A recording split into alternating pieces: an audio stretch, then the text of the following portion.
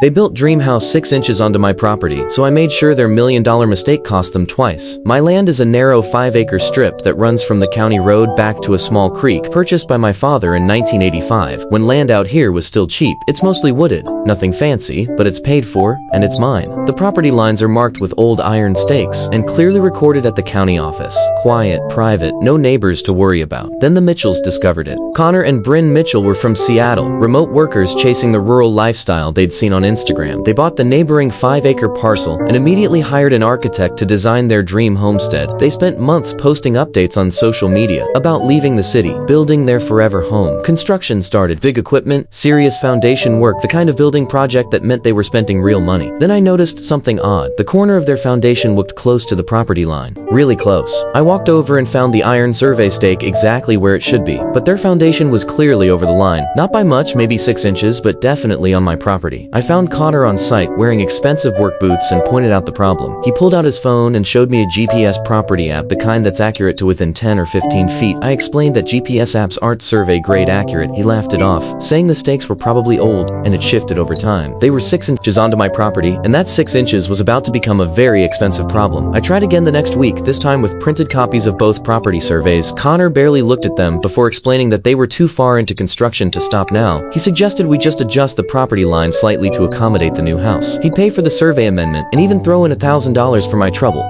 $1,000 to legitimize their encroachment? Not happening. I told him to either move the foundation or tear it down and start over. He said I was being unreasonable and walked away. Construction continued. I sent a formal letter through my lawyer demanding they cease construction and remedy the encroachment. Their lawyer responded that the encroachment was minimal, caused no harm, and that forcing them to demolish and rebuild would be unconscionable. They offered $5,000 for an easement. Unconscionable? They built on my land without permission and wanted me to just accept it. I refused their offer and filed a lawsuit. The legal process took 8 months. During that time, the Mitchells finished their house, moved in, and started posting beautiful photos of their dream homestead on social media. Meanwhile, my lawyer was methodically building an airtight case. The judge's ruling was clear. The encroachment was deliberate negligence. The Mitchells had been warned multiple times and chose to ignore the problem. The court-appointed appraiser determined that because the land was essential to the structure's legal existence, and because the Mitchells had willfully encroached, the value was $75,000 plus all my legal fees. Alternatively, they paid $2,500 annually for a mandatory easement forever. Connor tried to negotiate. Bryn cried during one of the hearings. Their lawyer argued the price was punitive. The judge didn't budge. You built on land that wasn't yours after multiple warnings. These are the consequences. They paid the $75,000 plus my legal